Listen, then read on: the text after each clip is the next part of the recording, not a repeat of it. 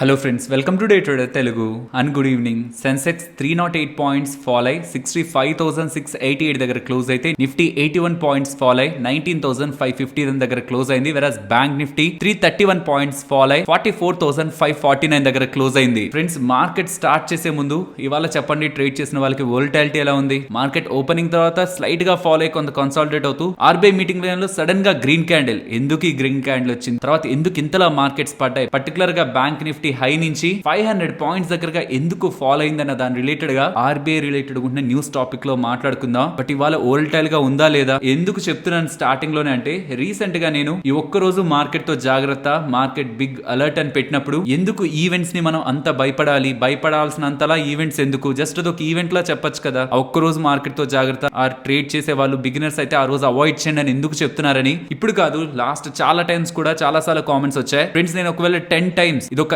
Important day, అదొక big event ఉంటున్న day, RBI and even over night లో కూడా పొజిషన్స్ క్యారీ చేయదు, because CPI inflation data update అవుతుంది. ఇది చాలా చాలా ఇంపార్టెంట్, సెప్టెంబర్ ఫెడ్ మీటింగ్ అని ఇలా నేను చెప్తున్నానంటే అనుకుందాం, ఆ రోజు నిజంగా మార్కెట్ ఏం జరగలేదు అనుకుందాం, అలా న్యూట్రల్ గానే ఓపెన్ అయితే మీకు మనీ వస్తుందేమో. అవుట్ ఆఫ్ 10 టైమ్స్ 9 టైమ్స్ నేను రాంగ్ అవుతున్నా, ఆ రోజుల్లో పెద్దగా మార్కెట్ మూవ్ అవ్వకపోతున్నా, మనం నష్టపోయేది ఏం లేదు కదా, మహా అయితే కొంత లాభాన్ని నష్టపోతాం. కానీ మనం అలా జాగ్రత్త పడి ఆ రోజుల్లో మనం ట్రేడ్ చేయకుండా జస్ట్ వెయిట్ అండ్ వాచ్ చేయగలిగితే మన క్యాపిటల్ పెద్ద మొత్తంలో లాస్ అవ్వకుండా ఉంటామనే ఉద్దేశంతోనే ఏవేవైతే నాకు చాలా ఇంపార్టెంట్ ఈవెంట్స్ అనిపిస్తాయి, నేను దాన్ని చాలా స్ట్రాంగ్ గానే నేను మీకు చెప్పాలని ప్రయత్నిస్తాను, through thumbnail and even through topic కూడా. అండ్ ఈవెన్ నిన్నటి వీడియోలో కూడా 19,620 అబౌవ్ క్లోజ్ అయింది, మనం బులిష్ వ్యూ తీసుకుంటున్నాం. కానీ రేపటి ట్రేడింగ్ సెషన్ లో నేను ట్రేడ్స్ ని తీసుకోను, ఫ్రైడే నుంచి ఉంటున్న ప్రైస్ యాక్షన్ ఫాలో అవుతాను, రేపటి మార్కెట్స్ నేను అవాయిడ్ చేస్తున్నాను చెప్పడానికి రీజన్ ఆర్బీఐ మీటింగ్ ఒక అవుట్కమ్. అది మనం ఎవరూ గేజ్ చేయలేం కదా, బికాస్ ఆ ఈవెంటే ప్రైస్ యాక్షన్ ని క్రియేట్ చేస్తుంది. ఈ రెడ్ క్యాండిల్స్, గ్రీన్ క్యాండిల్స్ వీటన్నిటిని క్రియేట్ చేసేదే న్యూస్. కాబట్టి అలాంటి అన్సర్టనిటీ ఉంటున్న టైంలో అన్నెసరీగా మనం పొజిషన్స్ తీసుకొని అడ్జస్ట్మెంట్స్ చేసి స్ట్రాప్ అయిపోవడం కరెక్ట్ కాదు. కాబట్టి నేను ఇప్పుడు కాదు, అప్కమింగ్ టైమ్స్ లో ఏదైనా ఇంపార్టెంట్ ఈవెంట్స్ ఉంటున్నప్పుడు కూడా స్ట్రాంగ్ గానే చెప్పే ప్రయత్నం చేస్తాను. సరే, మన మార్కెట్స్ విషయానికి వస్తే, ఎందుకు ఇలా మార్కెట్ ఇవాళ రియాక్ట్ అయింది, పర్టికులర్ గా బ్యాంక్స్ ఎందుకు అనేది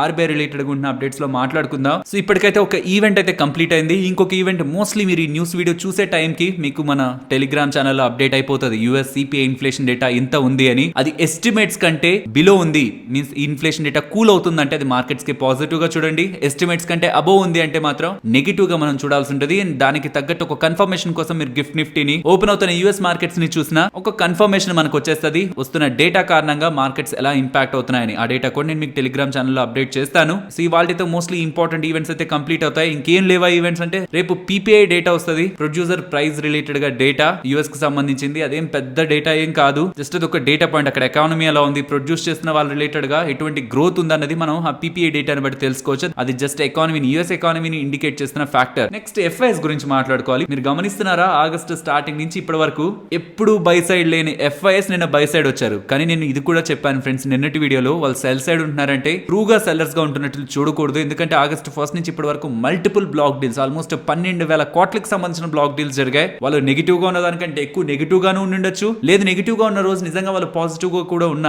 బ్లాక్ డీల్ లో వాళ్ళు సెల్ చేయడం కారణంగా అది నెగిటివ్ గా మనకు కనిపించుండొచ్చు. బట్ అన్నిటిని మనం టాలీ చేయలేం. కాబట్టి బ్లాక్ డీల్స్ ఉన్న సందర్భాల్లో మనం ఎఫ్ఐడిఐ డేటా, పర్టికులర్ గా ఈక్విటీ డేటాని మనం డైరెక్ట్ గా అక్కడ కనిపిస్తున్న నెంబర్ ని చూడకూడదు. కాబట్టి ఆగస్ట్ స్టార్టింగ్ నుంచి ఇప్పటి వరకు ఉన్న డేటా ట్రూ రిఫ్లెక్షన్ కాదు ఎఫ్ఐఎస్ రిలేటెడ్ గా. అనేక లాంగ్స్ అండ్ షార్ట్స్ విషయానికి వస్తే అక్కడ ఏం పెద్ద మార్పులు లేవు. షార్ట్స్, నెట్ షార్ట్స్ ఎక్కువగా ఉంటున్నాయి, లాంగ్స్ 50% కంటే బిలోనే ఉంటున్నాయి. అండ్ గ్లోబల్ గా ఏదైనా అన్సర్టనిటీ జరుగుతుందా అంటే, చైనీస్ టెక్నాలజీ రిలేటెడ్ గా యుఎస్ నుంచి వెళ్తున్న ఇన్వెస్ట్మెంట్స్ ని అక్కడ ఉంటున్న యుఎస్ ప్రెసిడెంట్ అయిన జో బైడెన్ గారు రిస్ట్రిక్ట్ చేస్తున్నారనేలా అప్డేట్స్ అయితే కనిపిస్తున్నాయి. ఇదేం ఈ రోజు వచ్చింది కాదు, ఎప్పటి నుంచో యుఎస్ అండ్ చైనా మధ్యలో జియో పొలిటికల్ అన్సర్టనిటీ కొనసాగుతూ ఉండేదే. అండ్ రష్యా యుక్రెయిన్ రిలేటెడ్ గా అయితే డైలీ ఏదో ఒక అప్డేట్ వస్తుంది, కానీ అది మార్కెట్స్ రిలేటెడ్ గా ఇప్పుడు ఒక రెలెవెంట్ ఫ్యాక్టర్ గా అయితే ప్లే అవ్వట్లేదు యాజ్ ఆఫ్ నౌ. మరి రేపు రాబోతున్న పీపీఐ డేటా కాకుండా ఇంకేం ఈవెంట్ లేదా అంటే, 14th ఆగస్ట్ మన ఇండియాకి సంబంధించిన సిపిఐ ఇన్ఫ్లేషన్ డేటా వస్తుంది, మన ఇన్ఫ్లేషన్ డేటా. కానీ మనం చూస్తున్నాం కదా బయట వెజిటేబుల్ ప్రైజెస్ ఎలా ఉంటున్నాయి, రైస్ ప్రైజెస్ ఎలా ఉంటున్నాయి, అండ్ ఇతర పప్పులు, ధాన్యాలు వీటి అన్నిటి ప్రైజులు కూడా పెరిగాయి. ఫుడ్ ఇన్ఫ్లేషన్ పెరిగింది. అండ్ రీసెంట్ టైమ్స్ లో గమనిస్తే క్రూడ్ ఆయిల్ ప్రైజులు కూడా పెరిగాయి, ముడి చమురు ధరలు కూడా పెరిగాయి. కాబట్టి ఆటోమేటిక్ గా ఈసారి ఇన్ఫ్లేషన్ ఎక్కువగానే వస్తుంది. ఈవెన్ అదే ఆర్బీఐ వాళ్ళు కూడా చెప్తున్నారు. కాబట్టి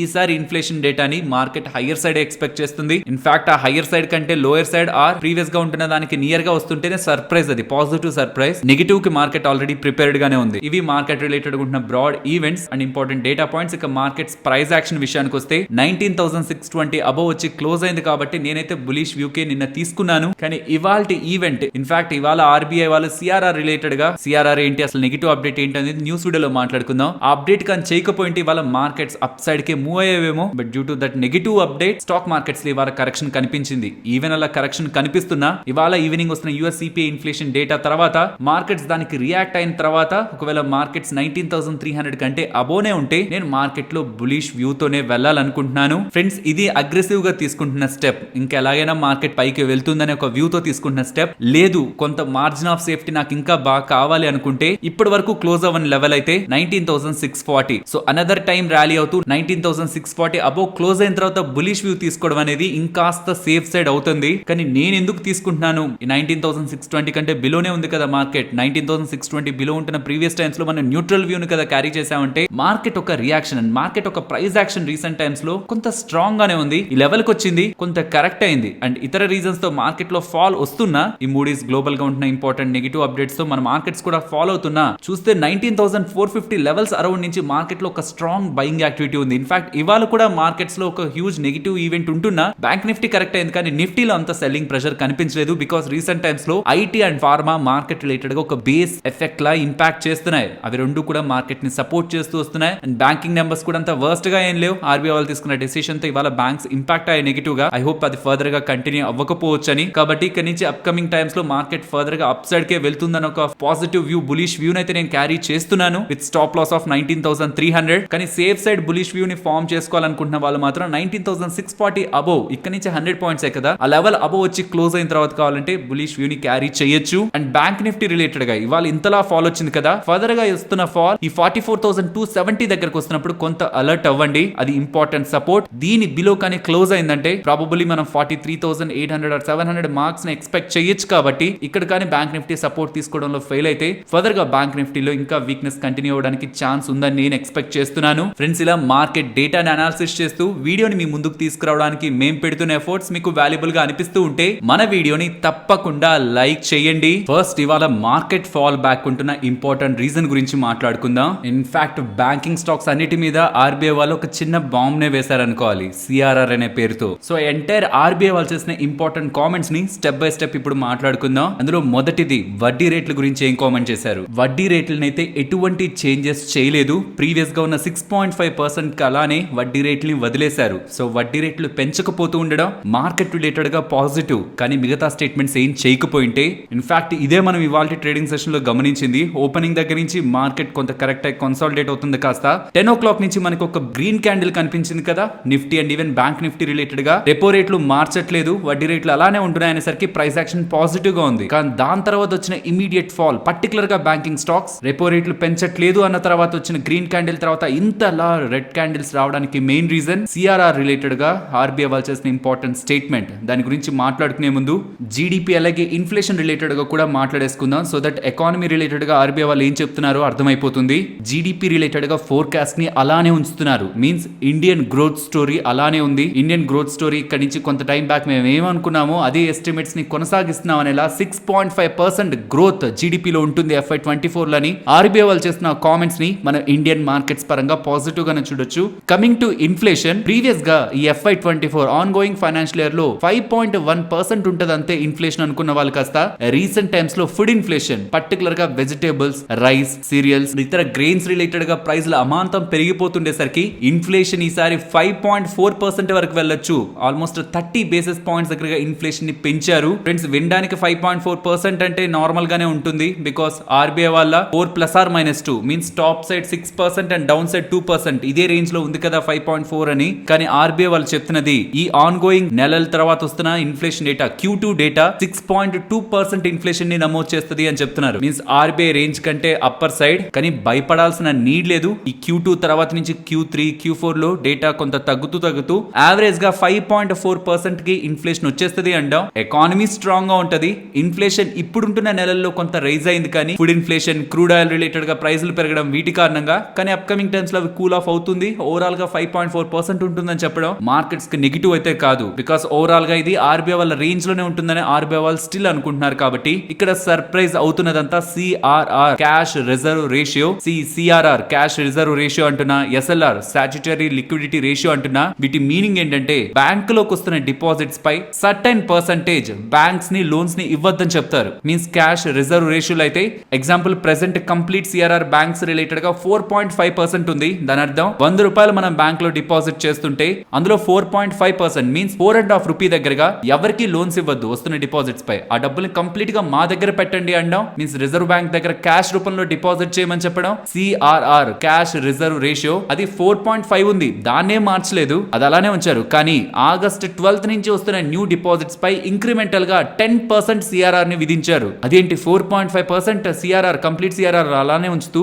ఇంక్రిమెంటల్ గా సిఆర్ఆర్ ని 10% పెంచడం దేనికి సంకేతం అంటే రీసెంట్ టైమ్స్ లో 2,000 రూపాయల నోట్లని విత్డ్రాల్ చేసే ప్రాసెస్ లో బ్యాంక్ దగ్గరికి అధికమైన లిక్విడిటీ వచ్చింది కదా, కొన్ని లక్షల కోట్ల డబ్బులు బ్యాంకులోకి వచ్చింది కదా. ఇంతలా అధికంగా వస్తున్న లిక్విడిటీని బ్యాంక్స్ మిస్యూజ్ చేసి ఇటు పడితే అటు లోన్స్ ఇస్తే అది ఫైనాన్షియల్ గా మళ్ళీ బ్యాంక్స్ ని ఇంపాక్ట్ చేస్తుంది. కాబట్టి బ్యాంక్స్ దగ్గర ఉన్న లిక్విడిటీని కంట్రోల్ చేసే ప్రయత్నం ప్రెసెంట్ టెంపరీగా ఆర్బీఐ వాళ్ళు చేస్తున్నట్లు అండ్ ఇలా పెంచుతున్న సిఆర్ఆర్ ఇంక్రిమెంటల్ 10% సిఆర్ఆర్ రిలేటెడ్ గా సెప్టెంబర్ 8th డెసిషన్ తీసుకుంటారనేలా ఆర్బీఐ వాళ్ళు అప్డేట్ చేశారు. ఇన్ సింపుల్ టర్మ్స్ ఇప్పటి వరకు బ్యాంక్స్ దగ్గరకు వచ్చిన డిపాజిట్స్ లో 4.5% సిఆర్ఆర్ ఆర్బీఐ దగ్గర పెట్టేసి అండ్ మిగిలిన రేషియోస్ లైక్ సాచ్యుటరీ లిక్విడిటీ రేషియో మిగతావన్నీ మెయింటైన్ చేసుకుంటూ లోన్స్ ఇచ్చేందుకు బ్యాంక్స్ కి ఫెసిలిటీ ఉండేది. కానీ మీ దగ్గరికి రీసెంట్ టైమ్స్ లో ఎక్కువ డబ్బులు వచ్చింది కదా, దాన్ని మీరు మిస్యూజ్ చేస్తారేమో. కాబట్టి ప్రీవియస్ టైమ్స్ లో ఒక సర్టెన్ పీరియడ్ లో మీకు వస్తున్న అధిక డబ్బులు రిలేటెడ్ గా ఇంక్రిమెంటల్ గా 10% సిఆర్ఆర్ మీన్స్ అడిషనల్ గా వాళ్ళు ఇప్పుడు ఎక్కువ డబ్బులు ఆర్బీఐ దగ్గర పెట్టాలి. కాబట్టి అడిషనల్ గా వస్తున్న డిపాజిట్స్ పై ఇక నుంచి వాళ్ళు లోన్స్ ప్రీవియస్ గా ఇచ్చేంత ఇవ్వలేరు. అది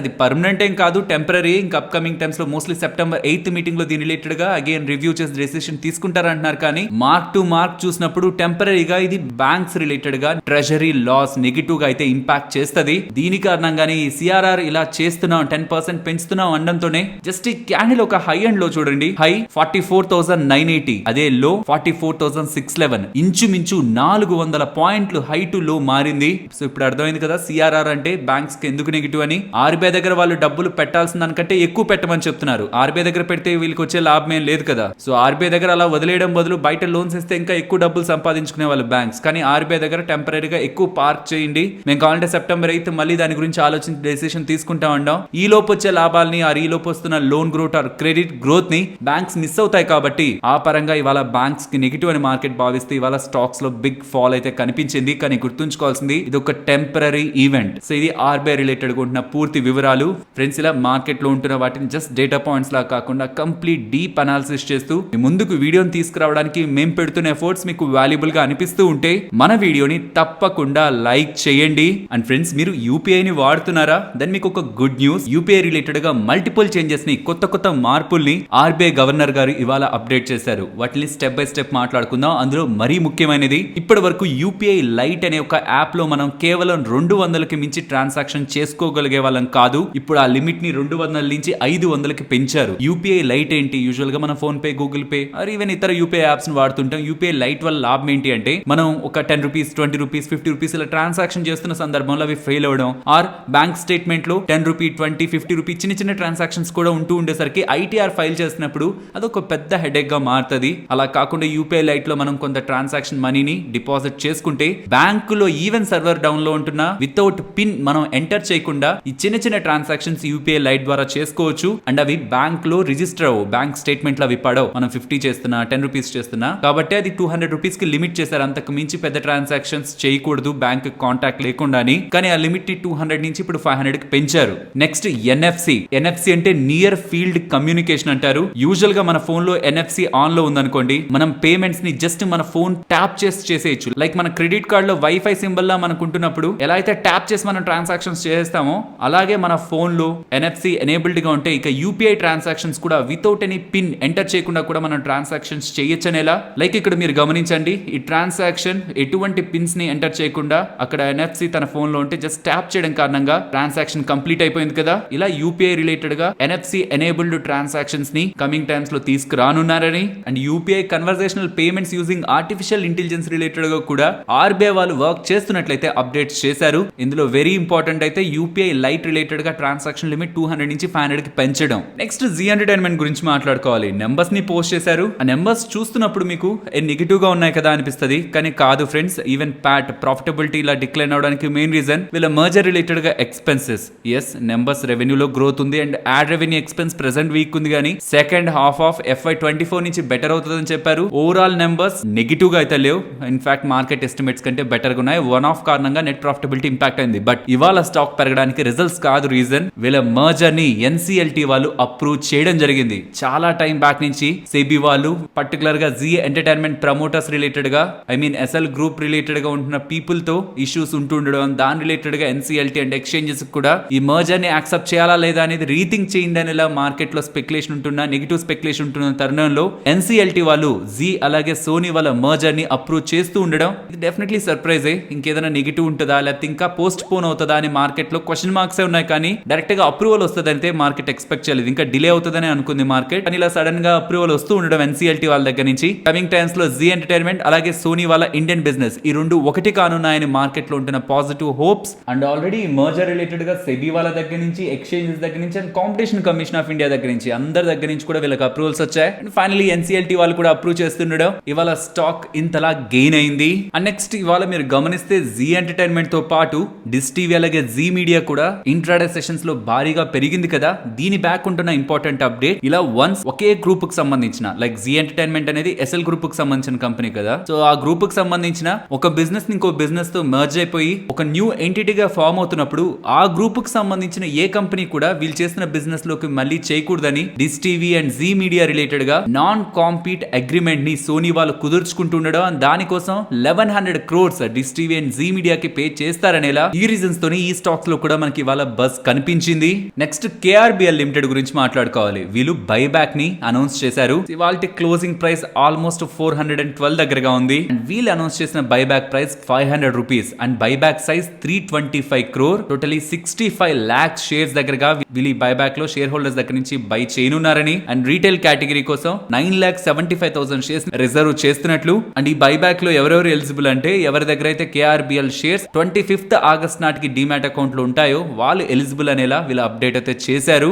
నెక్స్ట్ రిలయన్స్ ఇండస్ట్రీస్ లోంచి డీమర్జ్ అయ్యి కమింగ్ టైమ్స్ లో మార్కెట్ లో లిస్ట్ అవుతుందని చెప్పిన జియో ఫైనాన్షియల్ సర్వీసెస్ రిలేటెడ్ గా ఎవరెవరైతే ఈ జియో ఫైనాన్షియల్ సర్వీసెస్ షేర్స్ ని రిసీవ్ చేసుకోవడానికి ఎలిజిబుల్ అవుతారో, మీన్స్ రికార్డ్ డేట్ నాటికి రిలయన్స్ ఇండస్ట్రీస్ హోల్డ్ చేసిన వాళ్ళకి ప్రతి ఒక్క రిలయన్స్ ఇండస్ట్రీస్ షేర్ కి ఒక Jio financial services share credit అవుతుంది. డీమర్జర్ లో భాగంగా నెల అప్డేట్స్ చేశారు కదా. దానికి సంబంధించిన జియో ఫైనాన్షియల్ సర్వీసెస్ షేర్స్ అనేవి డిపి లోకి క్రెడిట్ అయ్యాయనేలా అప్డేట్స్ అయితే కనిపిస్తున్నాయి. నేను పర్సనల్ గా వెరిఫై చేసినంత వరకు అందరికీ రాలేదు, అలా కొంతమందికి వచ్చింది, ఇంకొంతమందికి రాలేదు. సో ఒకవేళ మీరు మీ డిపి అకౌంట్స్ లో చెక్ చేసుకుంటూ ఈ జియో ఫైనాన్షియల్ సర్వీసెస్ షేర్స్ మీకు ఉన్నాయా లేదా అనేది కామెంట్ సెక్షన్ లో చెప్పండి. అండ్ ఇది లేకపోతే నాకు కంగారు పడాల్సింది ఏం లేదు. ఇంకా మనకి ఎప్పుడు లిస్ట్ అవుతుందో ఆ డేట్ ని అనౌన్స్ చేయలేదు కాబట్టి స్లోగా ఎవరెవరైతే దీనికి ఎలిజిబుల్ వాళ్ళందరికీ కూడా ఈ షేర్స్ ని వాళ్ళ డిపిస్ లో క్రెడిట్ చేస్తారు. అండ్ లిస్ట్ అయ్యాక మీ డిమాట్ అకౌంట్స్ లో ఉన్న స్టాక్స్ ని కావాలనుకుంటే సెల్ చేసుకునే ఎలిజిబిలిటీ కూడా రిలయన్స్ షేర్ హోల్డర్స్ కి దొరుకుతుంది.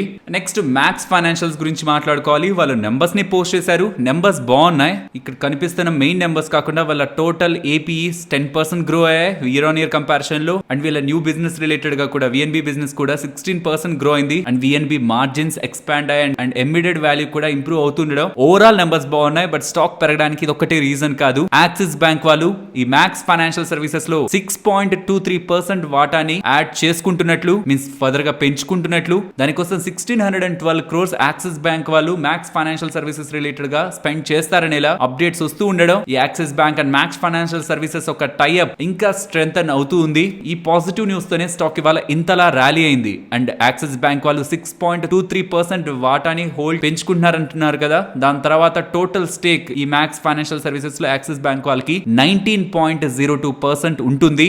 నెక్స్ట్ సుజలాన్ గురించి మాట్లాడుకోవాలి. వీళ్ళు QIP ద్వారా డబ్బులు రేస్ చేయాలనుకున్నారు. మీన్స్ స్టాక్స్ ని సెల్ చేసి పెద్ద పెద్ద ప్లేయర్స్ కి డబ్బుల్ని రేస్ చేయాలనుకున్నారు 2,000 కోట్లు. దాంతో debt and general and corporate expenses కి ఆ మనీని యూజ్ చేయాలనుకున్నారు కదా. కానీ వీళ్ళు అనుకున్న 2,000 కోట్లకి వీళ్ళు ఎక్స్పెక్ట్ చేసినది 2,000 కోట్ల వాటాని అమ్మాలనుకుంటూ ఉంటే ఆపోజిట్ సైడ్ నుంచి పెద్ద పెద్ద ప్లేయర్స్ దగ్గర నుంచి 4,600 కోట్లకి డిమాండ్ కనిపిస్తూ ఉండేసరికి ప్రమోటర్స్ అమ్మాలనుకుందే పెద్ద మొత్తంలో వాటా, దానికి almost double the interest big players చూపిస్తూ ఉండడం స్టాక్ ఇవాళ అప్పర్ సర్క్యూట్ లో క్లోజ్ అయింది. నెక్స్ట్ నెంబర్స్ గురించి మాట్లాడుకోవాలి. First Granules. వీళ్ళు రిలేటెడ్ గా నెంబర్స్ మనకి వీక్ గా కనిపిస్తున్నాయి కదా. దీనికి వీళ్ళు చెప్తున్న ఇంపార్టెంట్ రీజన్ మేలో ఐటీ రిలేటెడ్ గా వీళ్ళకి ఒక ఇష్యూ జరిగింది కదా. ఇక్కడ మీరు స్క్రీన్ పైన గమనించవచ్చు. ఇలా జరిగిన సిగ్నిఫికెంట్ ఇంపాక్ట్ తో వీళ్ళ ఐటీ సిస్టమ్స్ రిలేటెడ్ గా జరిగిన సిగ్నిఫికెంట్ ఇంపాక్ట్ తో మేజర్ డిస్రప్షన్ వీళ్ళ బిజినెస్ ఆపరేషన్స్ రిలేటెడ్ గా కలిగిందని మేలో వీళ్ళు గ్రాన్యూల్స్ వాళ్ళు అప్డేట్ చేశారు. దాని కారణంగానే ఈ నెంబర్స్ ఇలా ఇంపాక్ట్ అయ్యాయని, కానీ అప్కమింగ్ క్వార్టర్స్ లో ఈ నెంబర్స్ మళ్ళీ నార్మల్ అవుతాయని ఇలా గ్రాన్యూల్స్ వాళ్ళ అప్డేట్ అయితే ఇచ్చారు. కానీ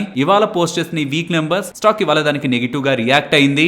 నెక్స్ట్ బిఎస్సి గురించి మాట్లాడుకోవాలి. నెంబర్స్ అయితే వీక్ గానే ఉన్నాయి. ఏం వీక్ గా ఉన్నాయి? క్వార్టర్ ఆన్ క్వార్టర్ కంపారిజన్ లో వీళ్ళ నెట్ ప్రాఫిట్ 394 crores పెరిగింది కదా అంటే ఫ్రెండ్స్ సిడిఎస్ఎల్ రిలేటెడ్ గా వీళ్ళు వాటా నమ్మారు, గుర్తుందా? 5% వాటా. దాని కారణంగా ఆల్మోస్ట్ 407 crores వచ్చింది. అది తీసేస్తే ఈ ప్రాఫిట్ కూడా మనకి quarter on quarter and year on year comparison లో వీక్ గానే ఉంటుంది. సో కాబట్టి ఓవరాల్ బిఎస్సి నెంబర్స్ మార్కెట్ అయితే ఎగ్జైట్ చేయలేదు. అండ్ నెక్స్ట్ గ్లోరియర్ అండ్ వీల్, ఈ స్టాక్ ఎవరికైనా గుర్తుందా? ఈ స్టాక్ ఛానల్లో మాట్లాడుకున్నప్పుడు అబ్జర్వ్ చేసిన వాళ్ళు ఎవరైనా ఉంటే కామెంట్ సెక్షన్ లో చెప్తారా? బికాస్ ఐ థింక్ మంత్స్ అయిపోయింది స్టాక్ రిలేటెడ్ ఏ అప్డేట్ మాట్లాడక. బట్ స్టాక్ మాత్రం కాన్స్టెంట్ గా రీసెంట్ టైమ్స్ లో మంచి రిటర్న్స్ ని షేర్ హోల్డర్స్ కి డెలివర్ చేస్తూ వచ్చింది. అండ్ వీళ్ళు కూడా నెంబర్స్ ని పోస్ట్ చేశారు. అవి ఎలా ఉన్నాయో చూద్దాం. వీళ్ళ ఓవరాల్ నెంబర్స్ మనకి స్క్రీన్ పైన కనిపిస్తుంటాయి.